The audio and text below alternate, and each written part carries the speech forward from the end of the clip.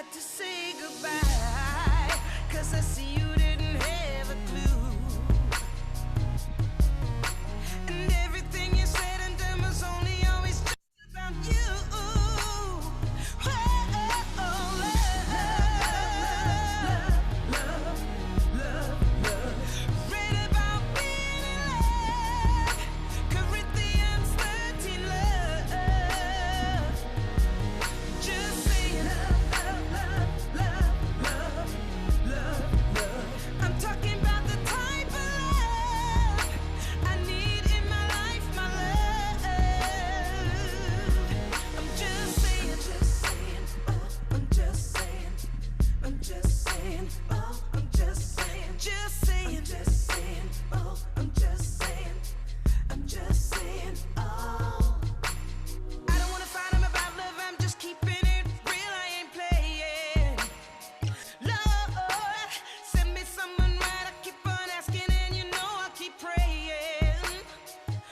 Someone who's kind, someone who tells the truth. See, I'm still waiting on a promise, 'cause I found this love is just about you.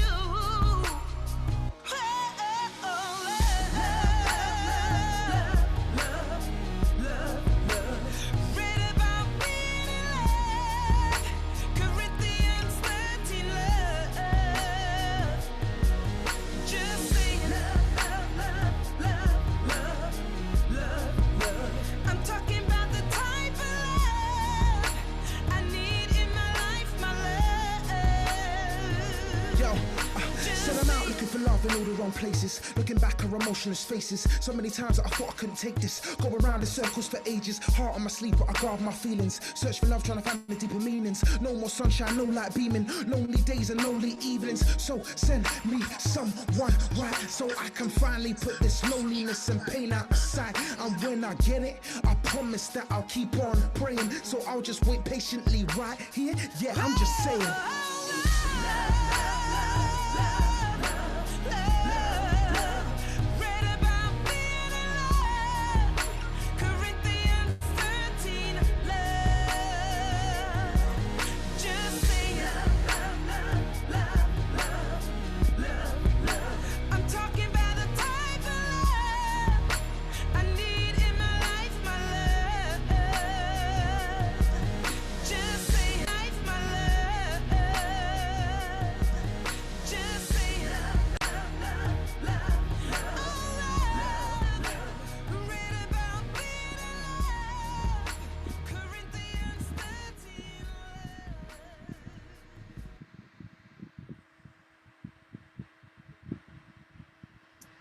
Welcome to the Pick a Topic with Sam and Guest show. Lovely to have you back with us. I've got to say, first of all, before we do anything, I would like to say rest in peace to Joy Saunders, who I called Mum. She was a very dear, close person to me. And also my brother-in-law, who passed away at 5 o'clock this morning, Roger Thomas. I am going to say I know neither of them would have wanted me to stop the show, so I'm carrying on with the show as I would normally. Okay, so today we have got some wonderful, wonderful guests with us today. I love them all, and they are HRH Mel, Jordan Bailey, Trevor Campbell, Mary Pierce, Barry Thomas, Lindsay Wesker, and Enchanter Joseph. And, you know, here's the topic for today. Why do you think Black and Asian people are more affected by COVID-19? And will you take the vaccine first, as suggested? That's the topic for today. And we are going to go straight into it today. And I'm going to get you to meet my guest. Bear with me.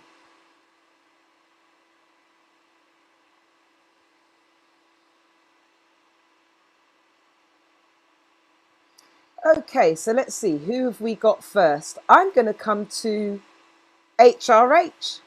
Let's get you to unmute your video and unmute your microphone. HRH Mel, let Yes, me just darling. change the screen for you, my love. 1 second. Okay, are you with us?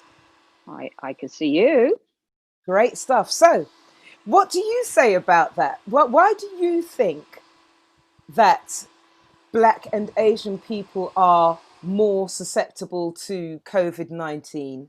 And would you, or are you going to be one of the first people to take the vaccine as they suggest? Well, I have actually a question for you.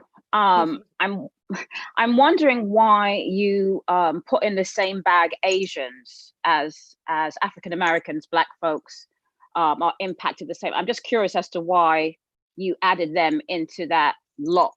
If you could clarify before I answer the Of question. course, I clarify by saying over here in the Mm, UK, they have put us all in the same bag.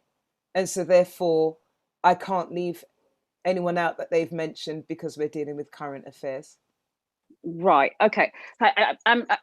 I'm wondering if the disparity is about them being racially profiled because of the China virus, or are they literally suffering, not doing as well as Black people? That's kind of what my, because this it's not the same narrative Oh, here. I understand. Yes, they are basically, apparently, they are also suffering just as much as we are. Racially speaking, but not necessarily the disparity of Not, not, income, not, not job loss, that racially, sort of thing. not Right. racially. We're talking simply about COVID-19 as in dying from it. Really? Yeah, Interesting. Interesting. yeah. Well, I can say that here in the United States, we don't have those numbers. Our numbers are quite different. The disparity is definitely between Black folks, brown folks, where we are suffering at terrible numbers. The answer is kind of a long one and too long and broad, but basically, it's not that we're suffering more. We've always been suffering more. It's just that the COVID actually puts a spotlight on it. So we've always been disenfranchised. We've always been the one that doesn't get the best medical care. We've always been the one who have lower income jobs, usually folks in the service industry, nurses, healthcare workers, shop, clerks, that sort of thing. So it's not, we've been suffering the whole time. So it's not a new novel idea that somehow COVID has caused this. It has always been this way. It's just that COVID puts a spotlight on the disparity. We've known that we were usually the ones that make the least, not necessarily have the highest profile occupations. So it's not really, to most of us, it's not rocket science. It is what it is, right? And it's always been that way. Systemic racism, the jail system, income inequality. So it's not new news here in the United States. I've actually, by you mentioning the whole Asian thing, that's actually the first time I've actually heard that. I didn't even know it was an issue. I know here in the United States that the Asians are there's a higher tick of terrorist threats and that sort of thing because they created the virus. Now, as far as me getting the vaccine, I'm all for vaccines. However, my father taught me a long time ago, being in the car business, that you never buy the first model off the lot. So you wait until the second year reinvention of the whatever it is, and then you purchase it. So if it's the newest model on the block, you wait for the second year or the second term for it to come out.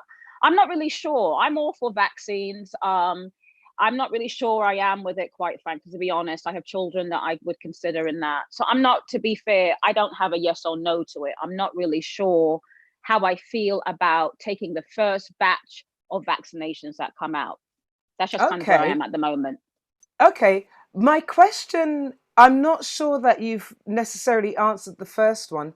My But question, let me pose it in a different way.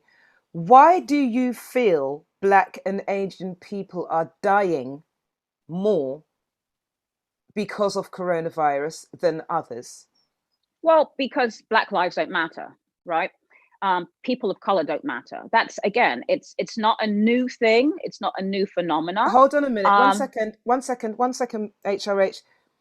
We're talking literally, basically, why are they dying? Not even anything to do with systemic racism or anything like that. Just why?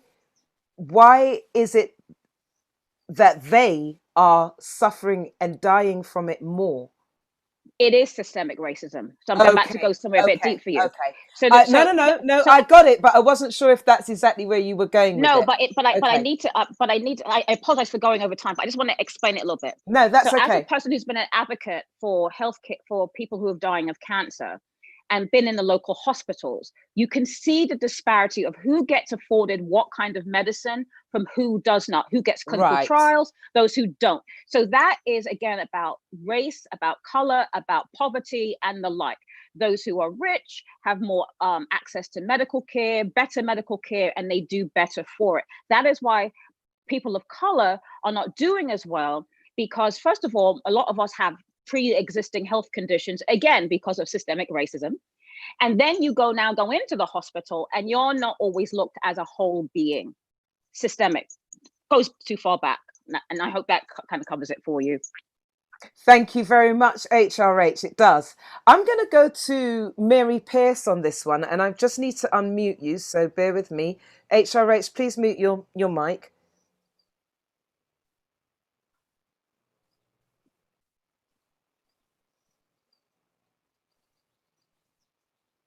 Myself. Okay. Hi. Hi, Mary. Hi, Sam. So the same to everyone, really. It's we're trying to get to the bottom of why we think. I mean, in my opinion, and it is only my opinion, in my little world that I live in around here, I think that, you know, financially or economically, people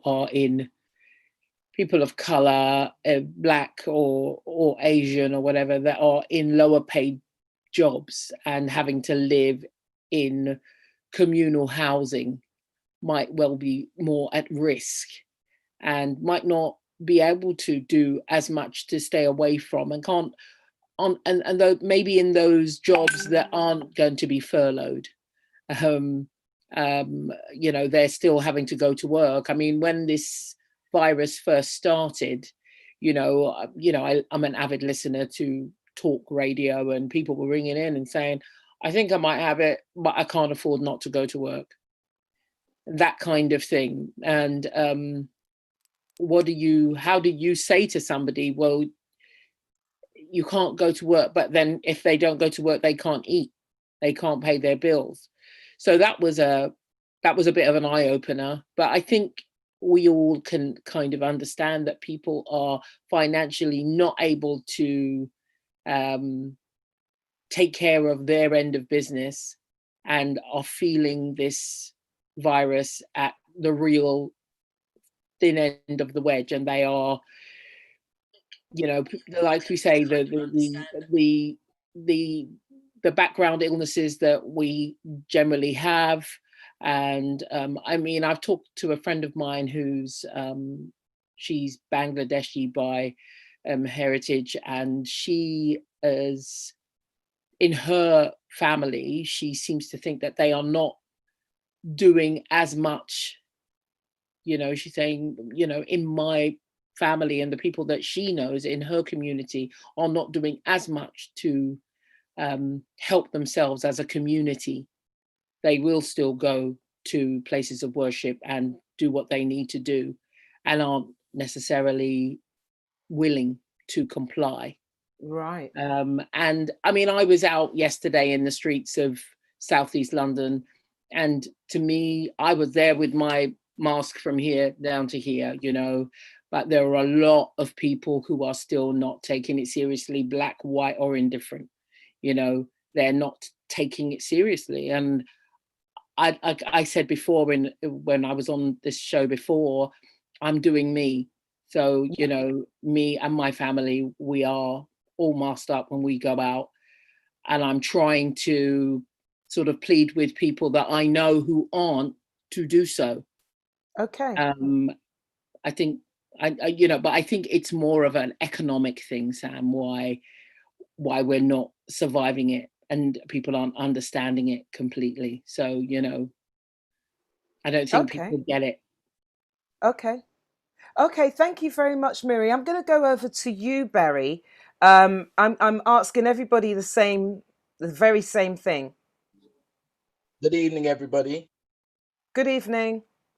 Hope you've had a good day.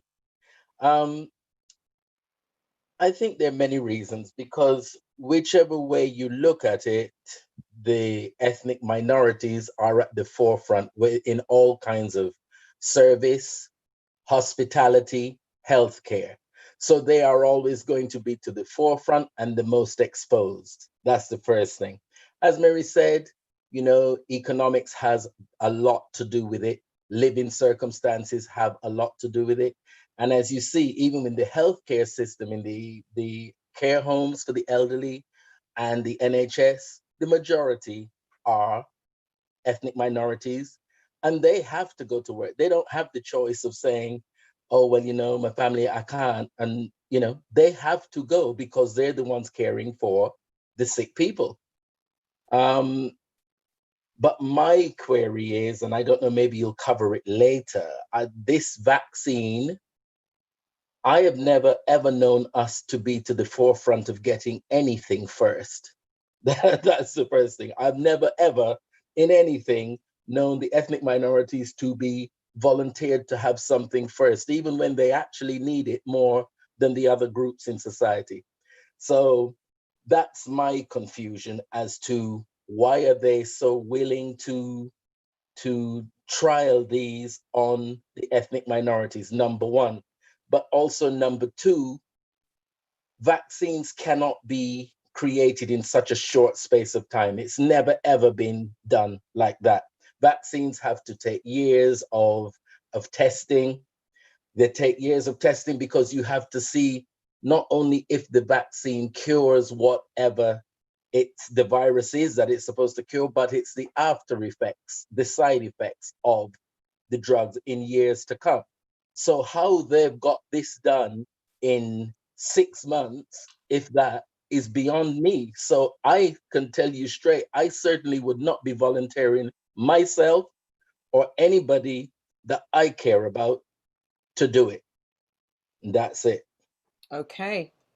All right. Let's go to Jordan. Would you unmute your mic, please? And Barry, would you mute yours? Yeah. Can you hear me? Yeah. Yeah. So is it my turn now, is it? It certainly is. Okay.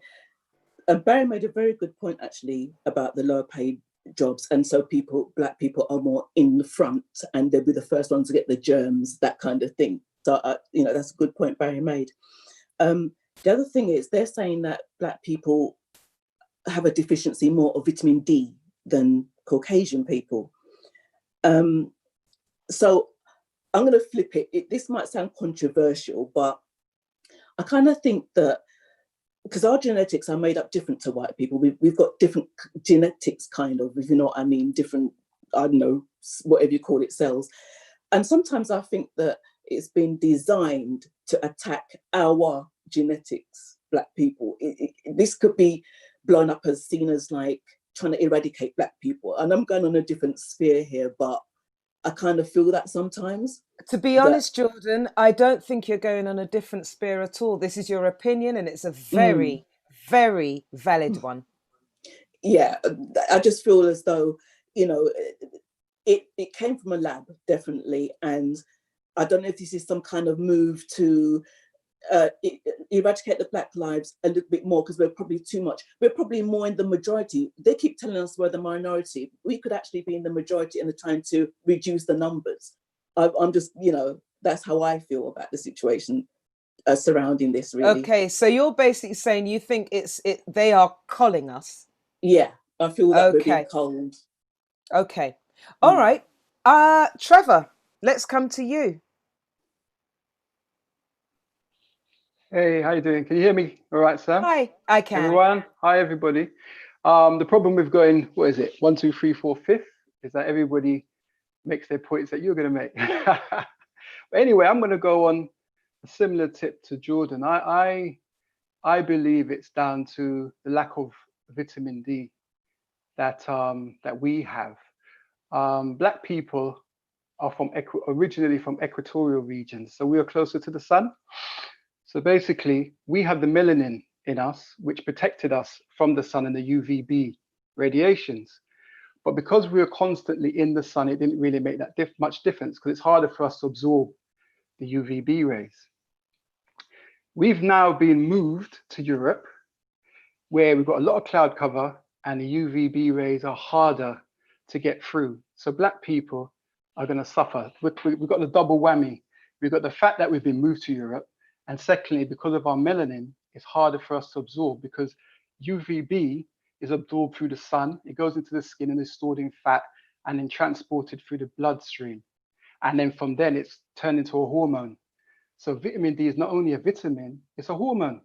And anybody who has, for instance, any woman that's going through the menopause will know what a lack of a particular hormone can do, estrogen. So vitamin D is really powerful. And because of our situation where we've been displaced, I think we're suffering as a consequence of that. And I'm not saying it's only that. I mean, there's also social economics issues, which many people have touched on.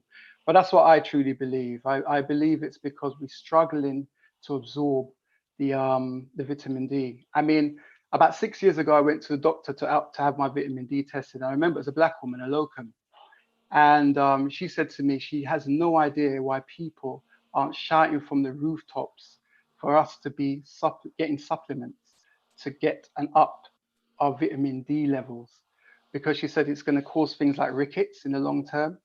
And so, but I think because white people absorb it easier than us, this is my own opinion, I think that's why people aren't shouting about it, because obviously white people being in Europe, obviously they don't have the melanin, so it's easier for them to absorb the UVB radiation. You know, you've got places like Sweden that's got a large community of Somalians, and apparently research has been done to show that they're suffering tremendously from not having the right amounts of vitamin D, and also they're linking it with autism. So vitamin D is a really important hormone. And going on to the next question, will I take the vaccine? No, because I believe in prevention rather than the cure. And I have no idea why people aren't talking about building up our immune system. I think that's where we should be tackling this. Our immune system is lacking. And until we start talking about people getting healthier, exercising, and of course, Black people, social economics, we're suffering, we're at the bottom of the ladder. We don't have enough information, so we don't have enough money usually. We're on the front line. And so therefore, we don't have the education, some of us, to know about the importance of eating healthy. Or even if we want to, sometimes it's a cost implication. So yeah, for me, I won't be taking it because I believe in prevention, and I'll be working damn hard to keep my immune system very high, so that things like this can't attack me and take me down. Brilliant. I love what you've just said there. Very, very good points. Lindsay, I'm going to come to you.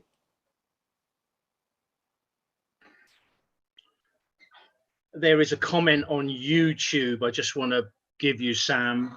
Okay. A young lady called Tahira1. Hello, Tahira. I know who that is. Just wanted to let Mel know that in the UK, Asians in the UK are Indian people and Pakistani people, and not Asiatic people. So, you know, when Americans say Asians, they're talking about Chinese, Japanese, Koreans. Okay. Okay, Mel, would you like to reply before we go to Lindsay? Yes, thank her for that. It is. So that's what I'm saying. Even though we're speaking the same language, a lot of times it's different, right? You know, as a British woman living in America, our stuff is completely different a lot of times than it is to the United States. So thank her for that. Thank you for the clarity, because I was confused by that. See, here, we're just people of color, we're African American, and then we're brown. That's literally how they refer to us, Black people and brown people. So when you mentioned the Asian, I was confused by that, because those stats don't apply here. And Asian people, right, from China, Vietnam, and the like, they are considered on a social spectrum as being white. So they wouldn't be part of the piece to begin with. So thank you for the clarity on that. That helps a lot, because I'm like, what? Why come I haven't heard those numbers? So that helps a lot. Cheers for that. HRH, do you know, I take it for granted. As far as I'm concerned, it's almost like you still live here to me, because Right, obviously we went to school together, and so I still right. think of you as being here. And I also forget that there are differences, and I Huge, didn't huge, I huge differences. I would have never have guessed, never in the Hmm. month of May. Yes, Lindsay, we are coming to you. So I went to the government website, and according to census statistics, the government website confirmed that there is a disproportionately high number of people from a BAME background that have contracted coronavirus. So that is on government websites. They have noted it. They haven't provided any answers as to why, but it is noted on government websites. Online, there are tons and tons of articles about the subject, lots and lots of people putting forward theories. And of course, there's tons of conspiracy theories as well. I mean, as people have already mentioned, obviously there's an economic factor. People from BAME backgrounds have to pay bills, they have to go to work, they have to kind of expose themselves to the virus. A high proportion of people from that background are on the NHS front line. I mean, a really high proportion are on the front line. And a high proportion of people on the front line didn't get sufficient PPE. Now, this is where the conspiracy theory kicks in. How come our government made such a poor fist of getting PPE to our frontline workers? There was so much faffing around. They were trying to import it from other countries. For some reason, nobody in the UK could manufacture enough PPE. So this is where one of the conspiracy theories comes in. How come? How come they couldn't supply our frontline workers with PPE? And just moving on from that to that vitamin D thing. I mean, that's just obviously a theory that is all over online. I mean, those with the vitamin D deficiency, more susceptible to the virus. There's not much sun in the UK anyway. It's been a crappy summer. I mean, there hasn't been at least one day of really, really great heat. It's been warm, but there hasn't been any real heat. So, that might play a part as well. And also, there was another factor online that I found interesting. I mean, there's also a mistrust of the NHS amongst people from a BAME background, and possibly some of them didn't even come forward kind of seeking care because they had an inherent mistrust of the NHS. In terms of taking the vaccine, I mean, there's one horror story about vaccines that just haunts me, and Would that be the syphilis one by any chance? no, No? no. This is much closer to home. This is a dude. Oh, wow. This is a dude I used to work with at MTV, and he was going on holiday, and he was going to, I think, Vietnam or somewhere like that. So he had to be vaccinated for this and had to be vaccinated for that. And he caught all of the diseases he was being vaccinated for, and he was off work for about 8 years. Wow. And all credit to Viacom, they did let him come back to work once he was better. So that is my horror story regarding vaccines, which make me very, very nervous about vaccines. Wow. I mean, that reminds me of, I think, the first time I went to India, I think I took one of the shots for, I think it was yellow fever. And I remember saying to the doctor, I said, "Is this going to be okay? Is it going to hurt or blah blah blah?" And I'm quite good with pain and things like that, to be fair. By the time I got home and it was nighttime, I literally had yellow fever, and I've never experienced anything like it ever again. And to be honest, you all know me. You know I travel quite a lot. I hesitate to take anything now when traveling, which is probably not the best thing. However, it's quite a frightening experience when you take something that's supposed to help you and it actually gives it to you. And on top of that, my arm was completely in pain. It was dead to the world. I mean, I don't understand. I don't understand, to be fair, why they can't find another way. Usually you can find things naturally to combat most things. I don't know why they don't go down that route. Mary, it sounds like you got something to say. Let's hear you. You need to unmute. Yeah. I Yeah. think, you know, I didn't really answer that question about the vaccine, but like Lindsay, he remembers a story, and I remember a story of, and like Barry said, of this whole. It usually takes about 18 months for them to find a vaccine, to 2 years, and then they have to do the trials. And I remember, I don't know, I'm probably going back about 20 years ago, and they were doing trials for I think it was for a flu jab or something like that. But there was about, I don't know, 7 people, and some were given like a placebo effect and some were given the real vaccine. But what happened was people's fingertips were falling off within Ooh.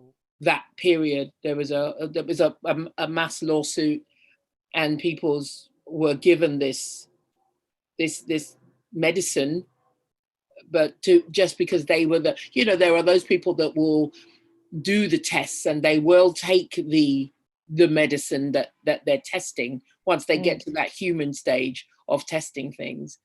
I am one of those people that will be declining the offer, although I probably will be one of the people that they will offer it to first, and I will decline. And I decline the flu jab because no matter how many times I have taken that flu jab in the last 10 years, I always get violently sick from taking the flu jab.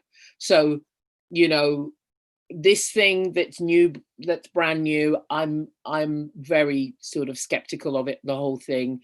And, you know, I do go online, and in many respects, I'm scared of going online and reading what people are, the narrative that's out there about how this virus has come about and how it is affecting Black and ethnic minorities. I'm very, very scared of it. And so as I said, I will be doing me and Okay. taking care of me. And I don't. Mary, I have to say I don't blame you. Barry and Trevor, just before we come to you, I just want to go to Facebook. Hello G, how you doing? G is saying, oh, she's replying to me. Natural remedies can't be patented, I know, and that's the reason. But I also want to go and say a hello to Carmelita Pereira, Kate J. Sutherland, how are you? Rona Face Stacy, Diane Passell, oh, how you doing? Shazmary Berry, how are you? And Miss Cop Patterson Wesker, miss you, darling. And hello, Sharon Pamela Jones, how are you? How you doing, Harold Appiah? And Diamond Williams, how you doing? Di Green Eyes, lovely to see you back in the room again. And Rex, one of my favourites. Rex is saying, all vaccines create contained element of the virus for the vaccine to work. You have to trigger it with a census element of itself. That's what you get injected with. If you are elderly and have previous conditions, that's worth the risk factor becomes heightened. Even with the common flu virus, apparently, there has been fatalities due to this, but you don't hear that reported in the news and the media. Susan Alotti, how you doing?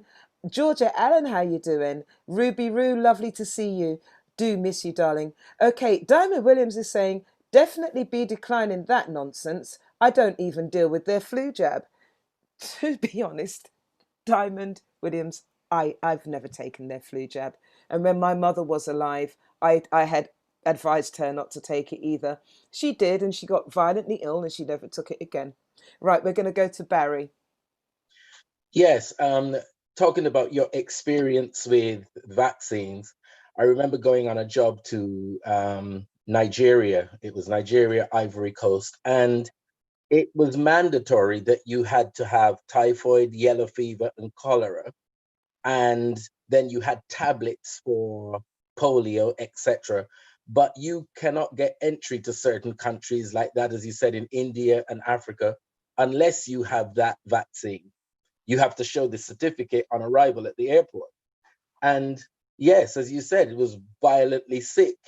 You know, the swelling in the arms and wherever they put it, or administered the injection, was swollen. But yes, they do have to give you a strain of whatever the disease is, the virus is, in order to build up your immunity. So that is absolutely correct.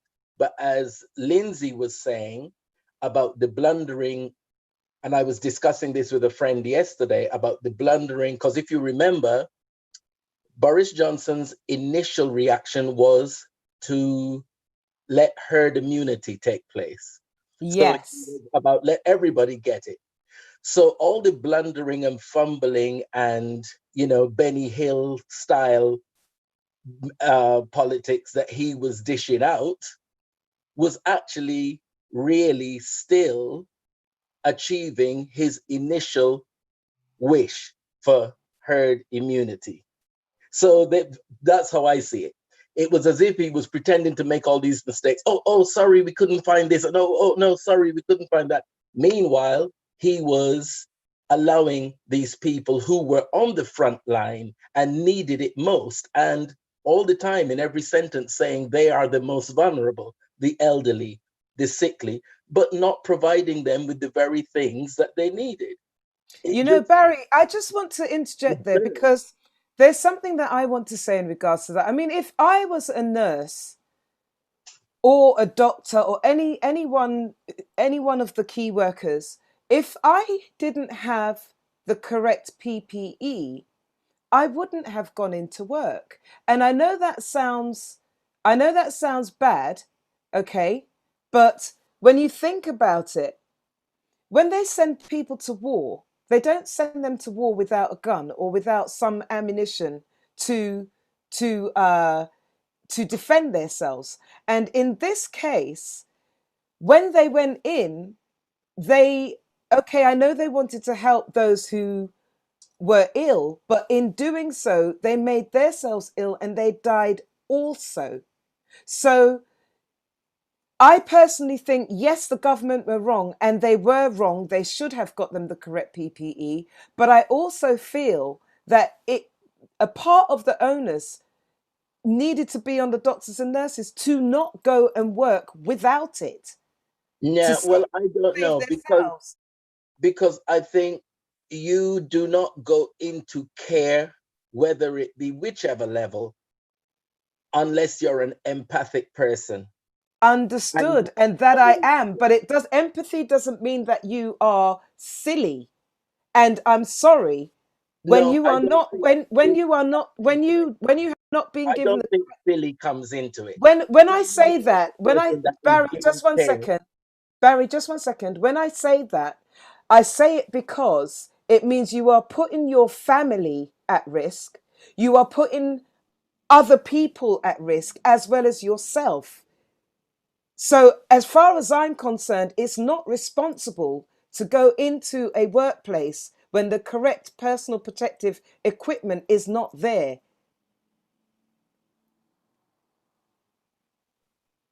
I think it's easier to say that when you're not in that position, right? Exactly.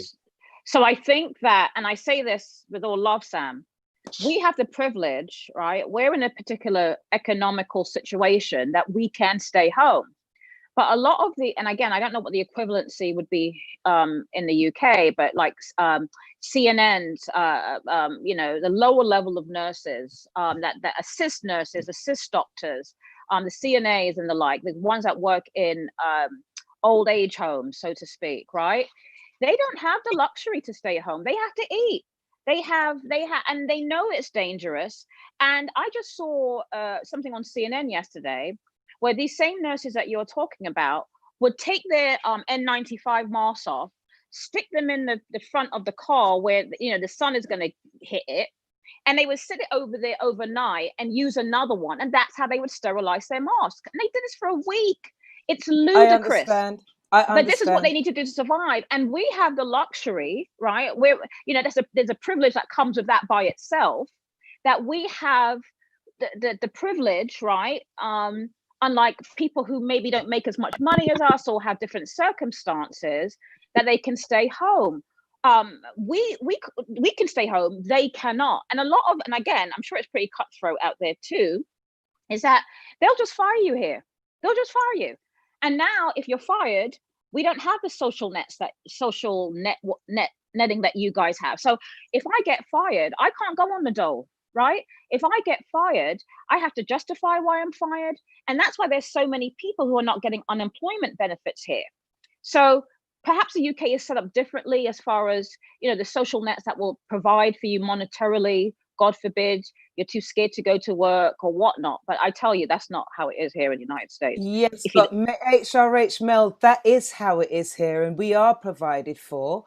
And I've got to To be a honest, degree. my sister was a key, well, is a key worker. However, my niece is at high risk. And this is where I say this from, because I had to fight with my sister to say, you have got to stay at home.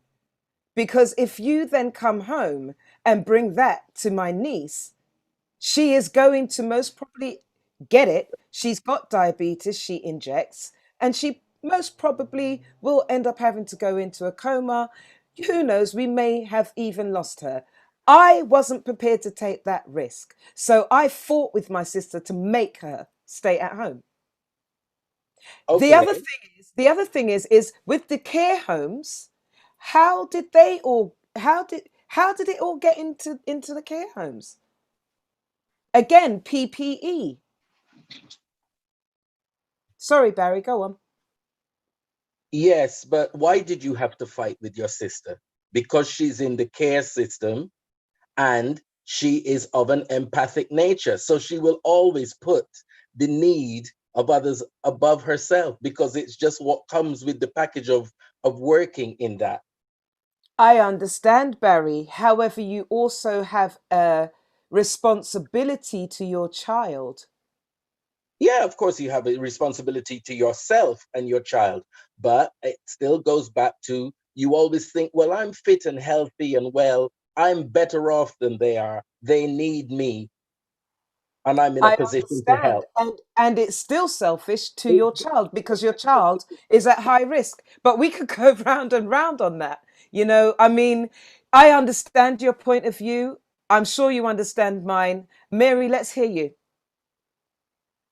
Sam, I understand. I mean, your sister is maybe a unique case, and there are people, as Barry says, who have an empathetic nature, and they do that job because it suits them and their caring and what they do. There are things that nurses do I couldn't do, and I know that from this point how I stand here. And yes, I visited a hospital this week for my own reasons, but I visited a hospital this week, and the doctors and nurses that I met, at the end of my moment with them, and I said, oh, I just want to thank you guys for what you're doing. And they said, we're very much on the periphery. It's the people that are in A&E and the people that are directly dealing with COVID patients are the ones that need the applause. And I said, well, applause is not putting extra money in your bank account. That's what these people need. They need a good wage, and they need to feel like they are supported in their job by their bosses. And like Mel was saying, their jobs are at risk if they don't go to work, literally at risk in America, more so than we have here. But people are, we're just coming now to start with the Brexit thing, and there are people that won't be in a valid position to stay in this country, people who are from Europe who won't be earning over the threshold to stay in. What's going to happen to them? Yeah. I mean, it's a majority of people, the cleaners, the auxiliary staff, whatever, they are in a very vulnerable position. What will happen to them? Have they then suddenly, after living in England for 7 years, got to get up and leave? You know, because they're not earning over the certain amount of money. And again, this comes back to this economic situation where people are earning just slightly underneath the benchmark, but then they are living 10 to a house so that they can send money home. Yes. And I think that the people that are working in the NHS do deserve a proper wage. And if God, Mary, if it meant that I had to pay more taxes in order to help them, I would. You know, Mary, at the end of the day, if I had to pay more taxes and I knew it would go into them, I would definitely pay more taxes. The other thing is I don't want to come across as though I'm a cold person, because I actually am an empath. However, if I had a child and they were at high risk, or a family member at home and they were high risk, or if I were high risk, it makes sense to make sure that you have PPE or don't go in. I'm sticking by that. But I am going to go to Facebook here for a minute, because I do want to say hello to Dorrit Brown, who is my sister, the one that I fought with, who eventually did stay home. And Rona Face Stacey is saying, here, Sam. Di Green Eyes is saying, hi, HRH Mel. G Morris is saying, most of us in the UK still don't have the luxury of staying at home. I don't know about that, G. I wouldn't say most of us, because in all fairness, a lot of us did get a lot of help.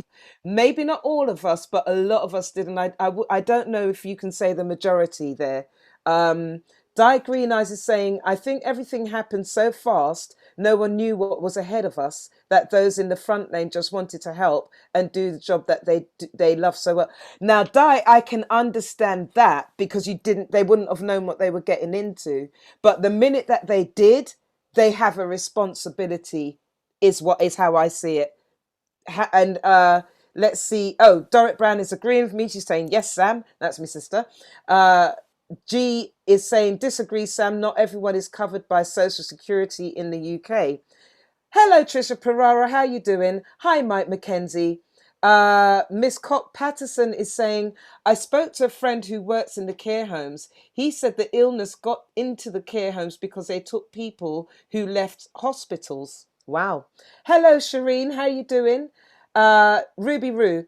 No, they took infected people from hospital, having made the decision not to treat them, and dumped them into care homes without providing adequate PPE and or making sure the care homes had access to PPE. Miss Cock Patterson says, I agree with you, Mary. G. Morris Osborne says, amen, Mary. NHS Plus, key workers need workable wages. Dorrit Brown says, hey, Auntie Sam, that might be from my niece. Leanna White, how are you doing? Everine is saying, hey, sis, up in the Zoom. I don't know what that means. G. Morris says, Sam, I understand what you are saying, re PPE. Okay, so we have a lady in the house who we've not yet spoken with. And I want to quickly go to you, my dear Tessa. You've been very patient. So let's unmute you.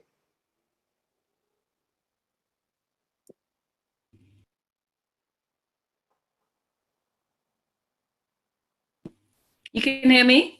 I can. Yes, okay. I apologize for my technical... Don't worry about none of that. Let's just go with it. Don't worry, darling.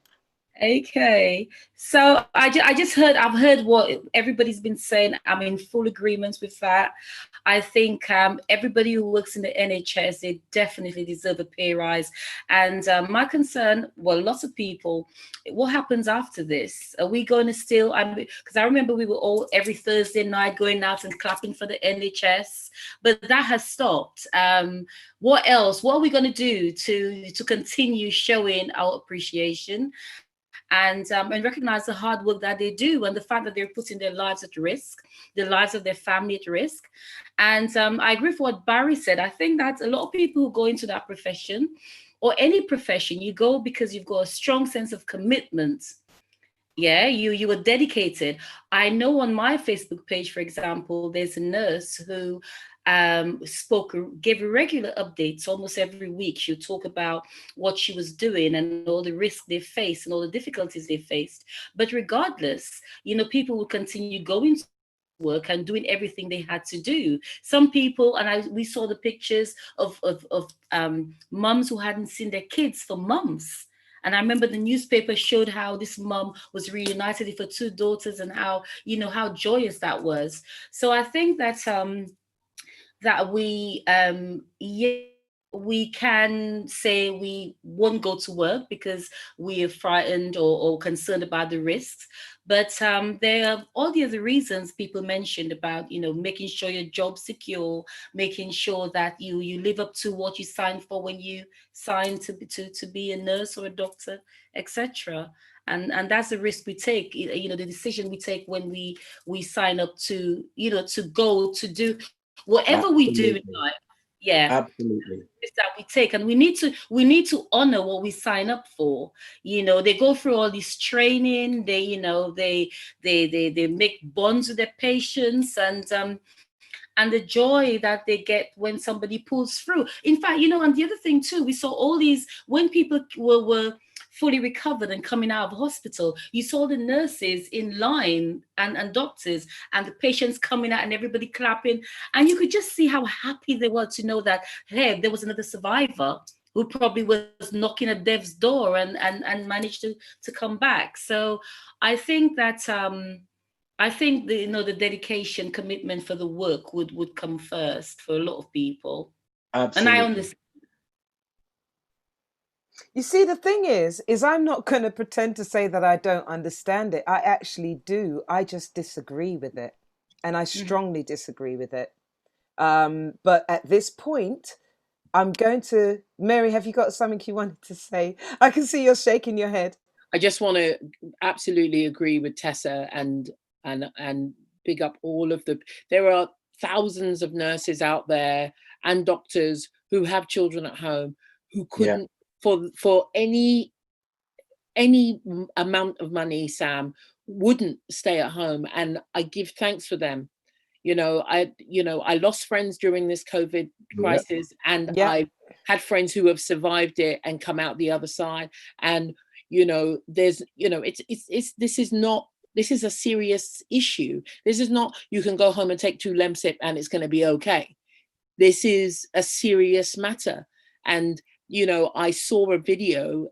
I was horrified. I saw a video or footage from a hospital ward of people that were on ventilators, who I didn't know this, but people are lying face down. Yes, they have to let their stomachs in order for them to breathe properly. I actually didn't know that because they had to push the lungs so that they were further forward and had more space to rise and fall. And I didn't know that. So I'm just saying, you imagine there are people that are still in hospital and who are still on ventilators that have been there for months lying down. Of course, they're going to come out, not forgotten how to walk, forgotten how to talk, forgotten how to smile. If anybody who is standing next to me, who's standing there and taking, as you say, their life into their hands and their loved ones with the PPE or lack of it, I don't know who the contract is for. I heard and read that the contract was with an Asian Chinese company, and the negotiations went. So that's why we were struggling to get PPE stuff. But this is another political issue of not having all of your eggs in one basket and expecting one country to give you everything, even if you're getting it for cheap. I don't go to one hairdresser. I go to several different to make sure I get what I want. Understood. So, Mary, I'm very aware, guys, I'm very aware of how serious the situation is. Very, very aware. But I'm not going to stand down from my point of view on it. I volunteered. Okay, so I'm not saying for 1 minute that I wouldn't put myself in that position. I don't have children. I don't have elderly people around me. So I wouldn't be putting anybody else in danger whilst I volunteered. However, what I will say is that my partner fought with me left, right, and centre because he said, well, what about me? What about me? What if something happens to you? What about me? Okay, so, I mean, I'm just saying that whether I understand that it's the government's fault or the deal fell through or whatever it is, but there is a certain amount of responsibility that one, I believe, needs to take into their own hands also. And I understand about being empathetic. I really do. But before we carry on any further, and we are going to move on from this, we're going to take a commercial. Trevor, do you want to quickly say something? And Jordan, you want to quickly say something? It needs to be really quick. Yeah, can you hear me? Yes. Yeah, it's just moving away from what we've just been talking about. It's just something that Mary said earlier about having the flu vaccine and then getting terribly sick. The one thing I don't understand about this vaccine, they're created to deal with this strain of COVID. So what happens when another strain comes? Exactly. See, that's my worry. You see, you're doing it for this strain, but as we all know with flu, you have different strains of flu that come along, and that's why people keep dying of flu. Okay. And also what I wanted to say quickly before I go, I know I mentioned earlier on about not taking any vaccine. I'm not saying I wouldn't. I don't know if it was Barry that said traveling abroad, certain countries wouldn't allow you to enter the country unless you take the vaccine. I would under those circumstances. What I mean under these ones, I think not enough emphasis is placed on us, improving our immunity. Okay. And that's what I want to say. Well, that's me. Okay. Just say Jordan, one- do you want to quickly say Yeah. something? I just want to say one quick thing. I mean, the NHS would come under fire. Can you imagine if all the nurses and doctors went on strike because they didn't have the PPE? You can imagine the backlash that they'd face in Britain. Everyone, people are dying and the NHS is on strike. Everyone's, you know what I mean? So I think that I hear what you're saying, Sam, but it goes back to the empathy real quick that they couldn't physically do that because they'd feel really bad to be, on strike and everyone's dying and, we've been in a worse situation in a way, really. So I do understand it's two sides, really. I don't know if we'd be in a worse situation. I've got to be honest.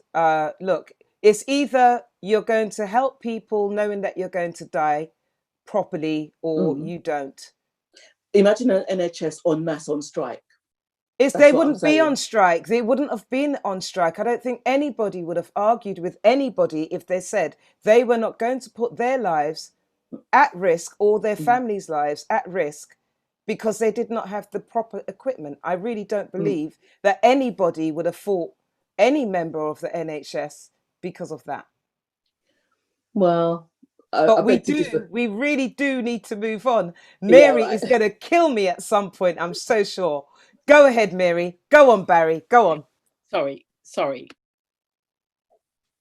But me? Sorry, Sam, you said earlier in your previous soliloquy that people wouldn't go to war without the correct equipment. And we know for fact that there are people who went to war who didn't have bulletproof vests.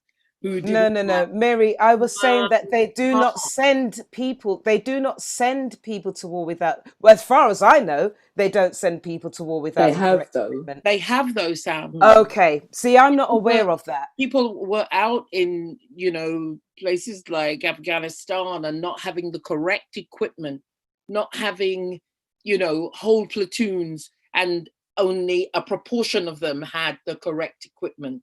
And family were sending stuff, buying it privately and sending stuff out to them. I'm just saying to you, it's very easy for us to sit here and go, well, if it was me, I wouldn't go to work. To be honest, Mary, I'm not saying, I don't find it easy to sit here and say that at all. I lost someone this morning. I don't sit here and say it easy at all. My brother-in-law died just this morning. At the end of the day, what I am saying, I feel strongly about, because I was put in a position where I had to fight with a family member to not go to work to make sure that my niece wouldn't die. I understand it, Sam, but I think as a general statement, it's a big one to kind of, cover everybody with the same. If you notice, what I am actually saying is, if they don't have people at home that they are putting at danger, then fine, go, because you're just putting just your life at danger, But like I would have been. I disagree, but we'll agree to disagree, Sam. I don't mind agreeing to disagree. That's what we do here. Now, can we go to the commercial break? Can we? Okay, let's go to the commercial break. By the way, everyone, you do make very, very valid points. I don't usually make or give much of an opinion on these shows, but that one I just happen to feel strongly about. And I know you all feel strongly about it also. I'm going to ask you all to, well, I'm going to mute all of your mics, and we're going to go to the commercial break.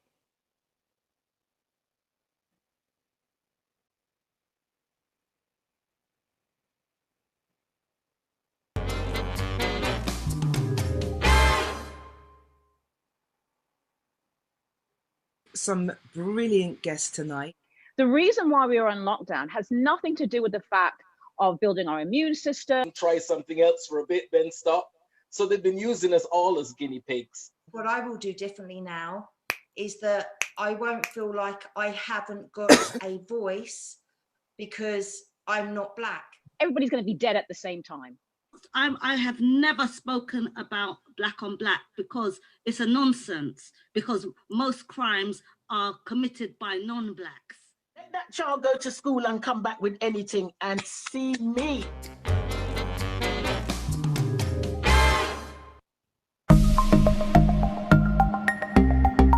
Aspen.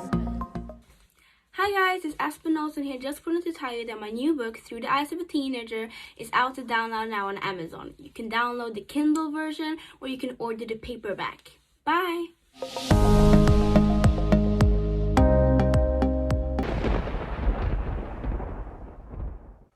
Hello, my name is Lindsay Wesker and I am a writer.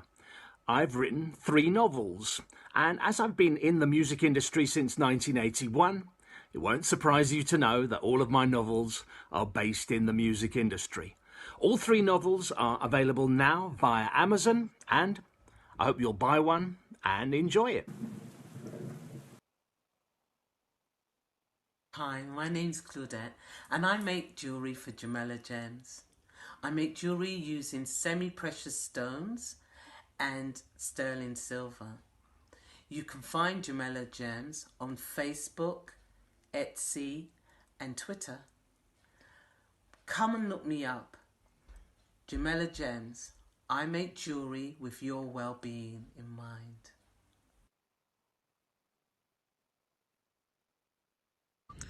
What do the new power generation, Rochelle Farrell and Mint Condition all have in common?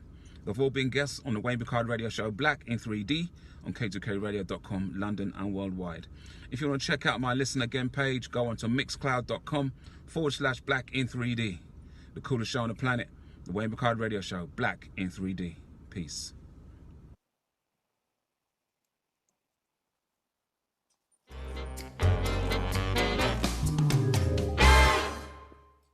The fact is, there really is only one race, isn't it? We live in a world that has many races. We can't get away from that. Because you can see what they're doing for the people who came here from the Caribbean and built this country up to what it is today. They're sending them home. When they want to keep any information on you, they are able to keep it. When they want to lose it, they can lose it in a heartbeat if it suits their purposes. As a white mother of a black child, I have to, because I find it hard trying to raise a black man in this society. I find it an honour, but do you know what I have? I have, unfortunately, and I'm ashamed of it, I have one over you because my voice is louder than yours when I'm speaking to white people. When I'm speaking to white people about the way that they're discriminating against my son because of his colour.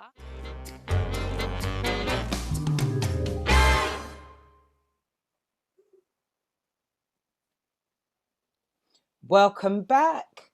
I hope everyone enjoyed the commercial break. I'm just going to quickly go back to Facebook here. Just 1 second. We've had some new people. Hi, Denise Dice. How are you? G. Morris is saying, oh, I've read that one already, G. Okay. Hello, Derek Andrews. Hello, Livingston Grant. Hi, Azzy Smith. And Di Green Eyes is saying, so what happened when your sister didn't go to work? Di Green Eyes, my sister is Dorette Brown, and she's actually on the chat at the moment. You can ask her. But I will also tell you that she basically got furloughed because that's what happens in this country. And G. Morris is saying, personal responsibility is important. Just 1 second. Let's see. Is there... Don't worry about it, Azzy Smith. Azzy Smith is saying she joined late. Right, now, I do want to move on to any other topics, as it were. And you can raise any other topic in this section that you like. We can continue to speak about what, or you can continue to speak about what we've been speaking about if you wish. However, I wanted to quickly go on to, and we have someone who's quite healthy here as well, so I'm going to go on to this. What have we been eating, or what should we be eating whilst we've been going through the lockdown? And I'm going to come straight away to Barry Thomas because he's a very healthy one, our Barry. What? Have you not seen my Facebook post with me eating biscuits and having to run around the block? How can you come to me first? Well, you see, the difference between you and I, Barry, is that you'll eat the biscuits and then run around the block. Me, I'll eat the biscuits and sit down and watch you on your Facebook page run around the block hoping I'm going to lose weight. That's the difference. Yeah, I mean, well, I always try to have a healthy lifestyle anyway, where food is concerned. And who I went out to lunch with yesterday, do not talk about the wonderful, wonderful cheesecake that I had, right? So ignore that. Don't you dare say a word. But I did do my run this morning. But that aside, I think it should be a healthy lifestyle anyway, irrespective of COVID. We should be living a healthy lifestyle. And we see the evidence of it all the time, the diabetes, the high blood pressure, but you're still piling up that plate with mac cheese and rice and peas and you can't even see over the bed. Why are you eating all of that food to put where? And then what are you doing to burn it off? And then you wonder why you've got hypertension and narrowed arteries and, so we know a muffin or an apple. We know which one. Okay, we don't need any specialist information, any specialist learning. We know the muffin or the apple, but we talk ourselves into saying, well, the muffin is better simply because we want it. Barry, you got me there because I'm going for the muffin probably every time. Yeah, and I'm going to go to Trevor because he's also a personal trainer. So let's quickly go to Trevor. Hey, my video was off for a minute. I don't know what happened there. Yeah, like Barry, I've always believed it shouldn't have taken COVID for people to think about what they're eating. I think you should try and adopt a healthy diet. That's not saying you can't go out and have a cheesecake or mac cheese occasionally. But it's about portion control, And I think, like Barry said, I mean, I know back in the day I used to do it, so but people would pile the plate up, and they'll talk through it, and they'll sit back, and then they sit down, and they won't do anything after. And it's calories in versus calories out. If you're going to take more calories in than you're going to be expending, then actually you're going to put on weight. Trevor, can I ask you a question? Isn't it also about what you eat at what time you eat it as well? Well, yeah, there is. I mean, yes. I mean, people are doing this intermittent fasting as well. So they will stop eating at a particular time to give the body a chance to recover. But yeah, eating a cheesecake at 10 o'clock at night, your body's starting to wind down. I mean, you think about what the body has. Calm down. It wasn't 10 o'clock, okay? Calm down. But you think about it, what the body has to go through throughout the day in terms of battling against viruses and bacteria that we throughout the day have to battle and we know nothing about because we tend to get through it okay. The body needs a chance to recover. And the only chance it has to recover is at night. And if you're going to be eating late at night, you're not giving it a chance to recover. I mean, there was some research done. I have to pick on America at the moment, I'm afraid. But apparently 40% of Americans are obese. And about 50% of them own subscription drugs. It's really funny. We're not far behind, though, are we? Well, I was going to say, they say when America sneezes, the rest of the world catches a cold. So we're not far behind. And that's why I'm saying we need to get this in hand. I mean, when I first went to America, I remember watching an advert and they were talking about the drugs, that this drug will do this, will do that.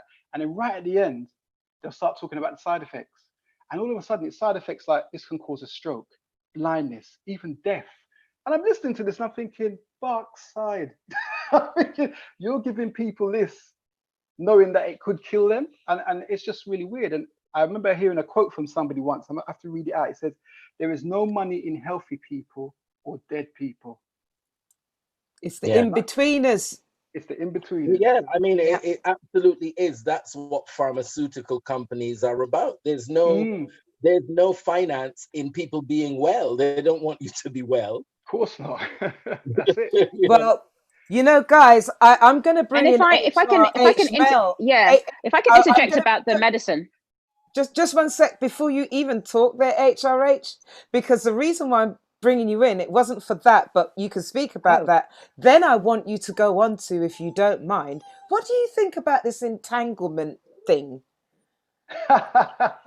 Well, all right. So let me address the medication thing very briefly, and then you're going to because I have a ton to say about the entanglement thing. Absolutely.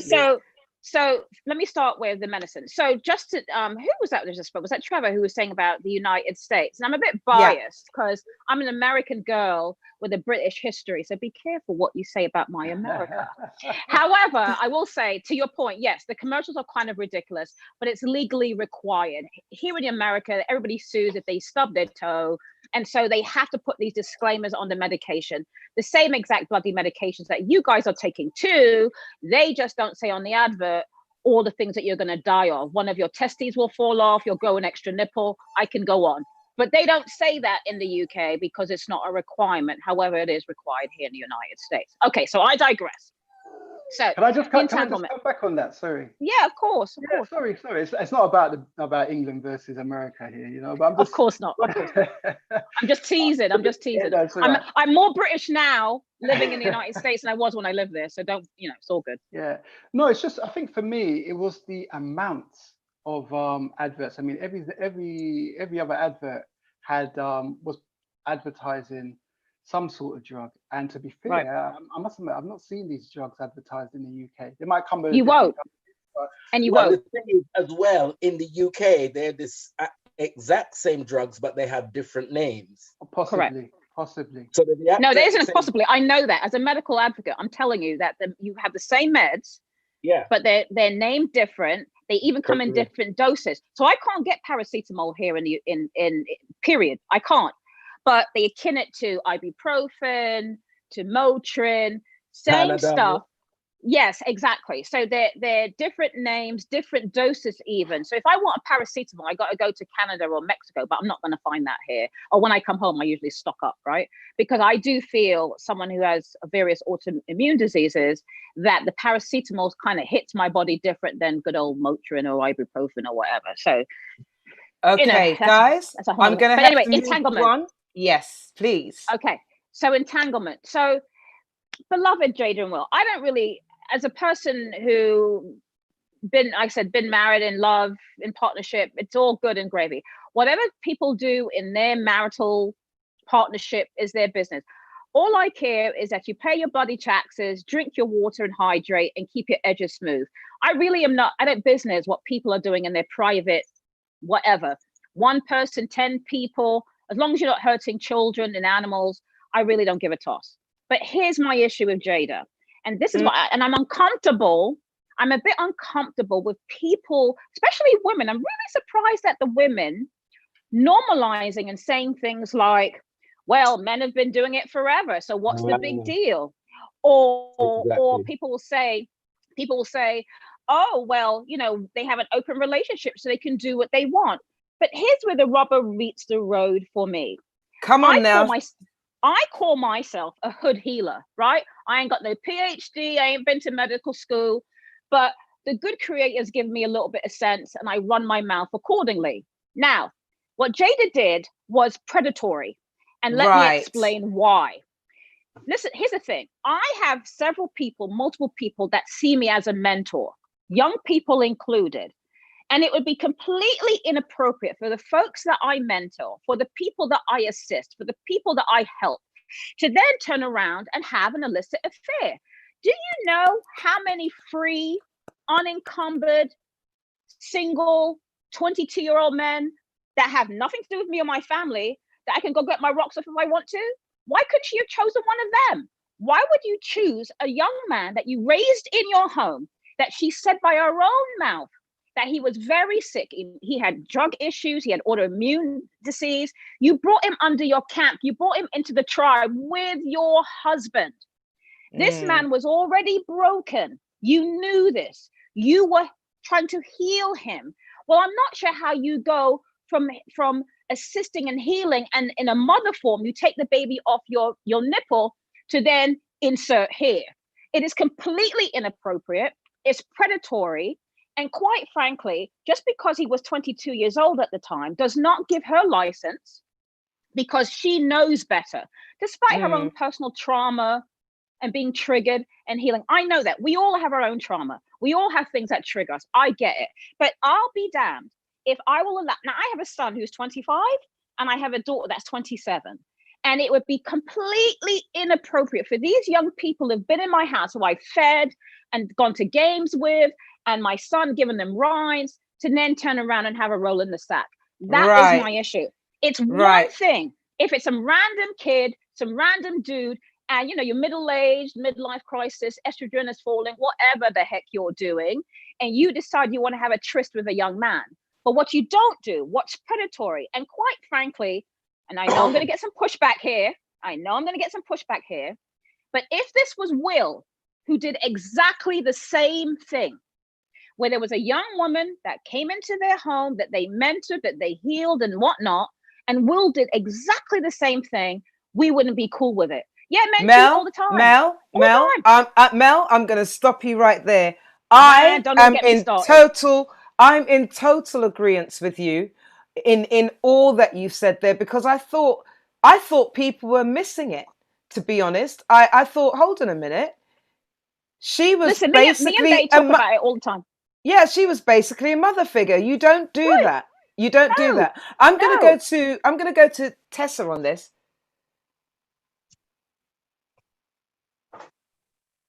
Unmute. Can you hear me? Yes. Yeah, I can hear me. Okay.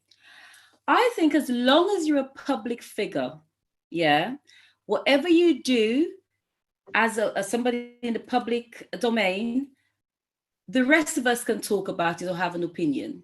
So I know a lot of people are saying that, oh, well, it has nothing to do with me. Why are you bothered about this?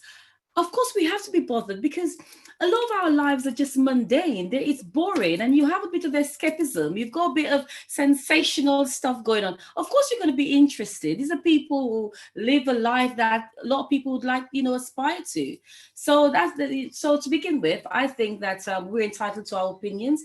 And for people who say, oh, well, it shouldn't have anything to do with you, get on with your life, I don't agree. I have an opinion. And I think I do agree with Mel. I think that that Jada got it all wrong. I'm very disappointed in Jada, actually. I know I don't know her personally, but I'm disappointed. I think she took advantage of a situation of a young man who was very vulnerable and who was supposed to be her son's friend.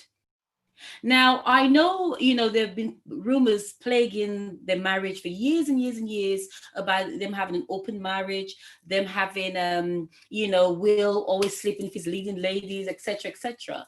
But I think Jada needed to be a little more discreet in what she did. And, I think she was completely out of line. And I think whatever she gets now, all the flack she's getting, it's deserved, I'm afraid. Absolutely. I think it's absolutely Absolutely. deserved. I'm disappointed in her. And I think that and the other thing too is she has all the round the table. I was watching last night, which I hadn't seen before, when she did have August round the table. And I was just looking back and looking at the dynamics between the two of them and thought, all that time, because the dates that she gave 4 years ago, apparently these are false. This affair was like about 2 years ago when people added the dates, etc., etc. But she's around the round table, the red table, giving advice, talking to people, mentoring people, questioning people, and then she goes and she does something like that. It's Now, Tessa, I'm sorry, I'm going to have to ask you to stop there for a moment. I just want to bring some people in on Facebook. So, Diamond Williams is saying entanglement with August, and she's given a little chuckle. And she's saying Will looks battered while Jada looks like she's well rested. By the way, I want to say hello to Hillary Jordan. And Di Greenas is saying that he looks hurt bad. Ruby Roo, you're terrible. Ruby Roo says, my son said let Jada live her life. He soon starts advertising that he's 26. Diamond Williams is replying to Di, and she's saying, indeed, it was even frightening to see him looking that way. Azzy Smith is saying, with Mel, 100%. Hello, Sue De Silva. Totally agree with Mel, Sue says. Hi, Georgia Allen.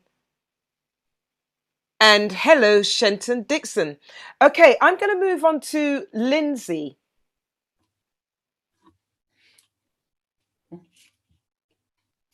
Yeah, I want to hear what Lindsay has to say. I want to hear what a man has to say, because my bae had something. My bae said something else about the way Will looks. I'm interested to see what Lindsay's going to say. If it really was an open relationship, there shouldn't be a problem. If it really was an open relationship.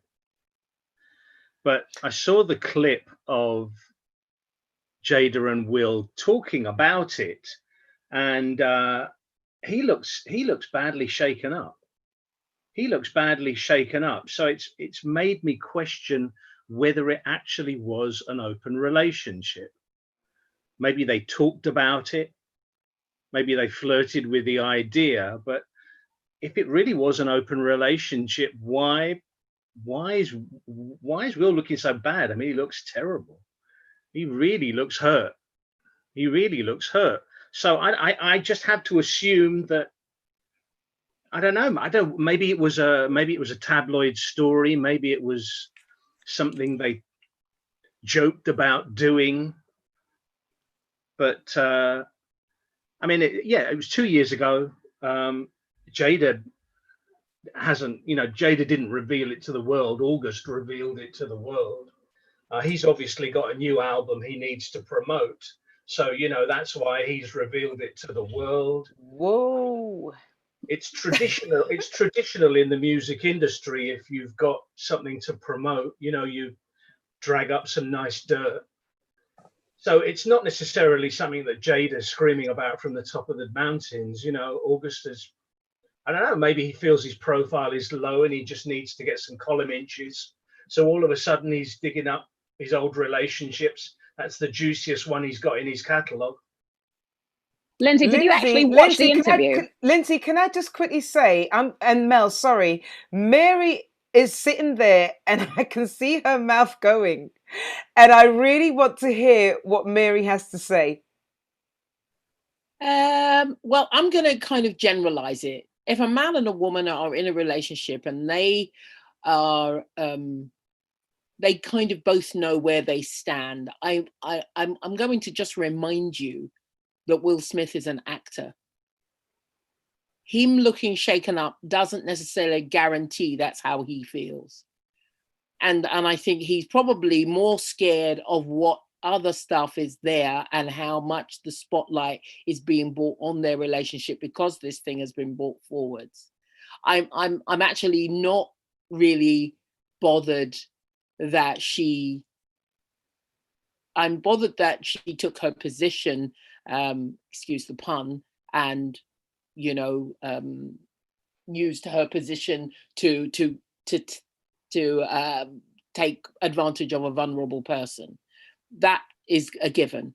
However, when it's in a general format, if a man and a woman are in a relationship and they make a decision to make their relationship open and bring in other people, these are the risks that they are willing to take. And I just think Will was almost inferring that she was clumsy in getting caught out. And I suspect that August might not be the first or the last. So, but he's the one that opened and showed her for what she is. And I think that Will is probably chosen well in his conquests, and nobody's come forward and exposed him. Okay. All right. Thank you very much for that, Mary. Very good points. I just want to say that Rona Face Stacy is saying it's not the fact that it was an open relationship. It's the fact of who she got entangled with. Everine is saying this is some big promotion. Because I thought that when Lindsay was speaking, who knows, it might be just a big promotion for all of them, all three. However, if it's not, I have to say, I am very uncomfortable with someone taking their position of motherhood or fatherhood and turning that around and then sleeping with the person. I'm sorry, it's a no-no. What's that, Mary? She got caught. She got caught, and I am a big fan of the Red Table. I like watching it, and I take counsel from it. I do. I watched she has a great sort of following of people of her like and kind. Sorry, I don't understand. Are you saying that it was okay for her to sleep with him even though he was in a bad way and she was helping him? No, Oh, okay. I like her internet show called The Red Table. I like what she represents, if you like, but sadly this has tarnished her seemingly like clean exterior. We've heard, I don't know the people, I don't pretend to know them or anybody like them, but I think that as a general rule, if you go into a open relationship, if you have an affair with somebody and you see yourself as having the affair, they see it as you are having a relationship, then once that thing breaks apart or falls apart, surely if the two people that are involved are aware that they are involved in an affair, then that's it. But if one person thinks that they're in a relationship and the other person thinks that it's an affair, then it's gonna mess up. Okay, Jordan, I wouldn't mind hearing from you. You've been a bit quiet. Well, thank you, Mel, for highlighting that, because I didn't know the full history of August and her. I knew that they'd had the affair.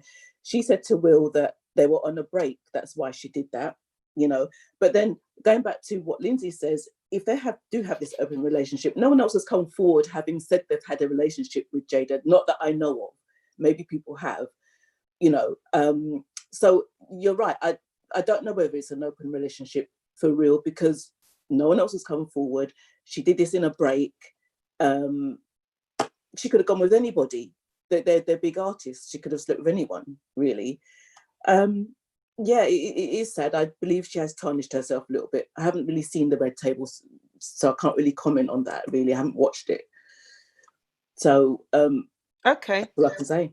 Okay, right. I just want to quickly say, Ruby Roo, she's been a bit naughty here. She's saying, the puns in my head, I can't even say them. Everine is saying, that's what I say, actor. Ruby Roo is saying column inches. Rona Face Stacy is saying behave yourself, sis. And Rona Face Stacy is saying something sweet, Trevor. What was you laughing at, Trevor? Everine is saying this was probably a requirement. They've been doing this from when Jesus was small. Oh dear.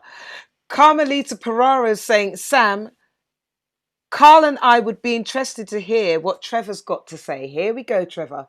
You're on. Oh gosh, thanks, Carmelita. For me, I mean, I don't know the full history. I mean, Mel gave us a quick summary, so I could take from that. I mean, I did see a snippet of the interview. For me, if they had an open relationship, well, that's their business. What people do behind closed doors, as long as it's not hurting anybody, that's their business. But the issue I have with it, the key, yeah, hurt is the operative word. Now, this guy apparently was, I mean, the way Will said it, he was sick, and he emphasized he was really sick. Now, for you to take advantage of a man like that, it's all right for Jada or Jada. Yeah, it's all right for her because she knows what she's going to deal with after. She's fine. But this guy he's vulnerable. And you've taken advantage of this vulnerable man. Anything could have happened. He could have even committed suicide after. We don't know what state he was in. Now, I think Lindsay is disagreeing with you strongly. Look, his head, I've never seen Lindsay's head shake so much.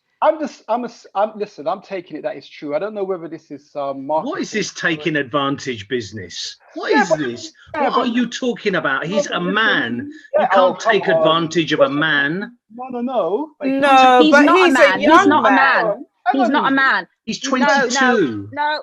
Come on. Can't take advantage of a man. No. He's a 22-year-old. If you're up for it, he's up for it. There's no taking advantage. No, you're missing the point, Lindsay. You're missing the point. If he's got mental health issues, yes, that's the key. It's not like me as a 22-year-old.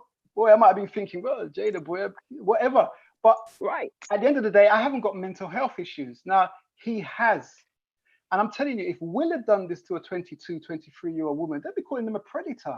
They'd be saying, you brought this woman into your house and you just sort of niced her up, said, yeah, we'll take care of you, pat her on the back. And the next thing you know, as soon as everybody, yeah, come on, man, let's do it. And because of her position, or because of Will's position, most women would have said, yeah, boy, Will Smith, of course. He would have been labeled a predator. So, no, I do agree with you. Under normal circumstances, man is a man. But this guy, it looks to me, has mental health issues. And that, to me, that puts a whole new different slant on it. Sorry. Not only does he have mental health issues, he had issues with addiction. He had autoimmune issues. There you go. He had parents who had died. So when he came to their family at 22 years old, just imagine when you were 22 years old. At 22 years old, I was married. I had a kid. I thought I had had it all together, but I didn't, because at 22, you think you're grown, but you're not. Your frontal lobe, okay? Your frontal lobe isn't even developed where you understand cognition and certain connectors are not even there until you're 27 years old. So this notion that everybody's grown at age 18 is just untrue. Now you add to that that this guy was all messed up, all, 7 ways to Sunday. And this is the part that, again, as a healer, as someone who mentors people, if you go into a doctor's office and your doctor is inappropriate, he's losing his license. If I'm a therapist and I now go and have a jump off with one of my patients, I lose my license. And not to mention my reputation is ruined. I'm not saying that a regular 22-year-old boy, isn't about it. Good for them. That's great. But what I'm saying is that, and Lindsay, you have children. That's why I'm kind of surprised on your take, because if your son has one of his homies come and stay with you and your beloved wife for a couple of months, a year, whatever, and then you find them shagging in the laundry room, you're not going to be okay with that. That's what I'm saying. We don't blank and eat in the same place. Right. Now, Melanie, not with someone who you call son. Okay, HRH, just 1 second. We're looking to wrap this up, but before we do wrap it up, I think Lindsay's going to want to reply, but I do want to hear from Barry because he's been trying to say something. but you need to unmute. It's on. Right. Okay. I will start, and probably won't be anyone's favorite for saying this, but there's not 1 inch of that woman that I feel comfortable with, even before this drama. There's just something about her that I don't like. And I can see why she would take advantage of that situation. Yes, Lindsay, advantage of that boy in that situation, because it's her nature. Once you're adoring me, that's fine. I will take it, because there's no way that you can say that she felt the same way about that vulnerable, sick boy that they brought into that house as he felt about her. He is looking up to her. He is admiring her. He is looking to her for guidance. Yes, you have that worship figure. It happens in universities, in schools. You look up to the person that's teaching you, that's guiding you. But her feeling can't be the same way towards him, because he is the one that is vulnerable. He is the one that has come to her for help. But from her take, as far as I'm concerned, she's like, well, you're adoring me, I'll take it. Because that's Jada Pinkett. I'm out. Okay, wow. Okay, She Lindsay. wanted to feel good. She wanted to feel good. You know, Lindsay, he made me feel special. He made me feel sexy. He made me feel young. Shut the hell up. Wow. Okay. Listen, Lindsay, do you want to reply? Because I'm going to wrap this up after this. He's a rapper.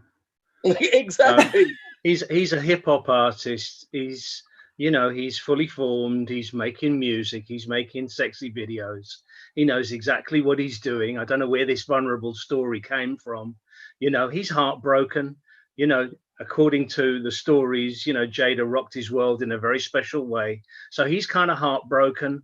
But I don't know where this vulnerable story came from, you know.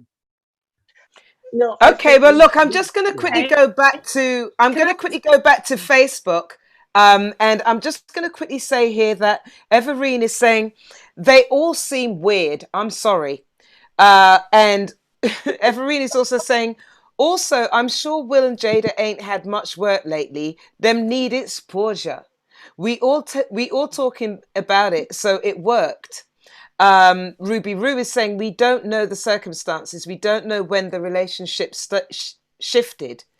And Sue De Silva is saying, didn't he fall in love with her? He just got her back. Revenge. Carmelita Pereira is saying, not just me, Trev, Carl too, laughing out loud. Denise Dice, 22 is not a man. Denise Dice again, a vulnerable young person. Azzy Smith is saying he was a very vulnerable young person. Denise Dice is saying it's unethical. Ruby Roo is saying many different kinds of mental issues. It's too simplistic to say she took advantage. A predator? Did she friend him up to get her leg over? We don't know. Denise Dice says she's a narcissist. Wow. Ruby Roo, Barry, come on. That's Ruby Roo. Denise Dice, applaud that. Everine says these things are common in Hollywood. I'm not even interested. I just want a holiday.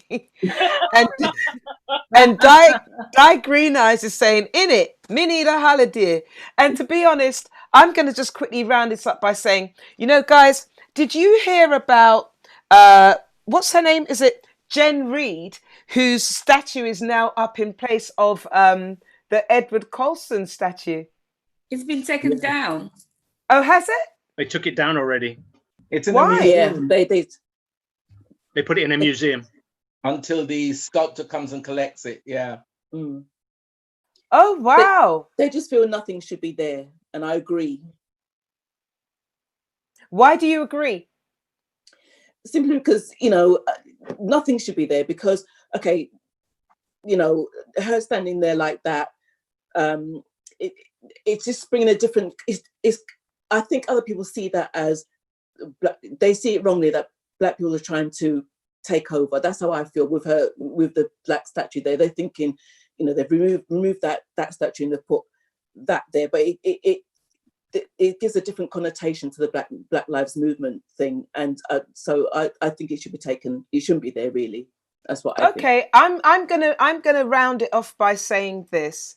Please, let's just remember that when that statue was being taken down, I, for one, cannot remember seeing not even one black face in that crowd. Yeah, there wasn't. It had absolutely nothing to do with Black Lives Matter in the Mm. sense of the movement of Black Lives Matter. Let me just make that clear. But we are going to end here. And I'm going to thank the panel once again for a brilliant show. Really, really good show. I look forward to seeing some of you next week. The topic next week is going to be on absolute fire. It's going to be about racism within the entertainment and the media industry. We've got some very good guests. We've got Jeff Schumann, Beverly Skeet, our very own Mary Pierce, our very own Lindsay Wesker. We may have Toyin Adikali, and I think we've even got Robin S. You got to show me love. Anyways, so we are... we are going to come to an end here, and I'm going to say bye to all the panelists, but don't go anywhere because I'm going to see you afterwards. Don't stay right there, even though I'm going to mute you all. And it's a good night to everyone on Facebook. I am going to play the adverts out. But before I do that, I just want to play this again for the people that I lost this week.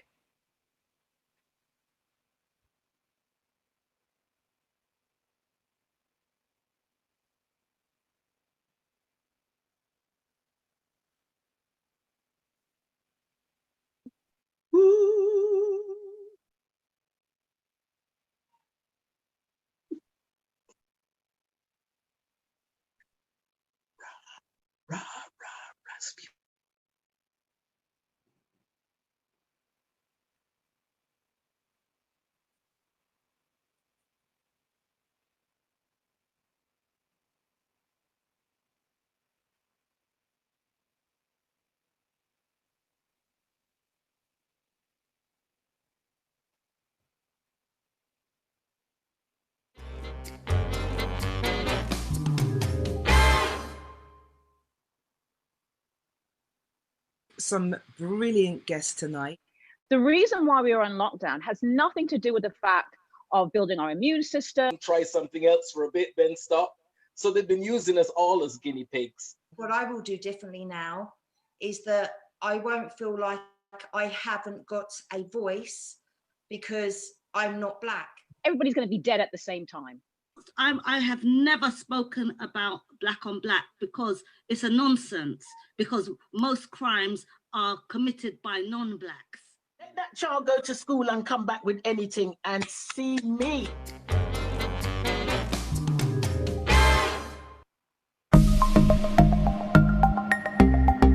Aspen. Hi guys, it's Aspen Olsen here. Just wanted to tell you that my new book, Through the Eyes of a Teenager, is out to download now on Amazon. You can download the Kindle version or you can order the paperback. Bye!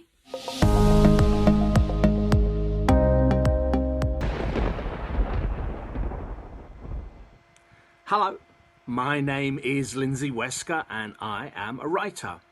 I've written 3 novels, and as I've been in the music industry since 1981, it won't surprise you to know that all of my novels are based in the music industry. All 3 novels are available now via Amazon, and I hope you'll buy one and enjoy it.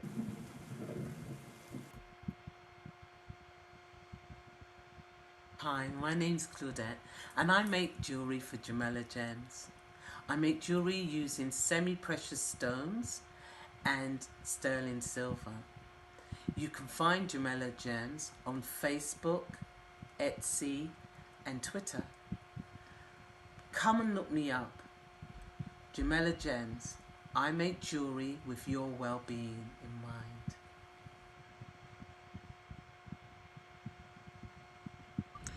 What do the new power generation, Rochelle Farrell and Mint Condition all have in common? They've all been guests on the Wayne Card radio show Black in 3D on k2kradio.com, London and worldwide. If you want to check out my Listen Again page, go onto mixcloud.com/Black in 3D. The coolest show on the planet, the Wayne Bacard Radio Show, Black in 3D. Peace.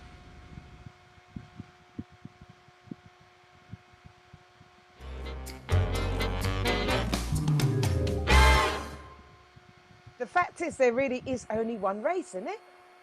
We live in a world that has many races. We can't get away from that. Because you can see what they're doing for the people who came here from the Caribbean and built this country up to what it is today. They're sending them home. When they want to keep any information on you, they are able to keep it. When they want to lose it, they can lose it in a heartbeat if it suits their purposes. As a white mother of a black child, I have to, because I find it hard trying to raise a black man in this society. I find it an honour. But do you know what I have? I have, unfortunately, and I'm ashamed of it, I have one over you because my voice is louder than yours when I'm speaking to white people. When I'm speaking to white people about the way that they're discriminating against my son because of his colour.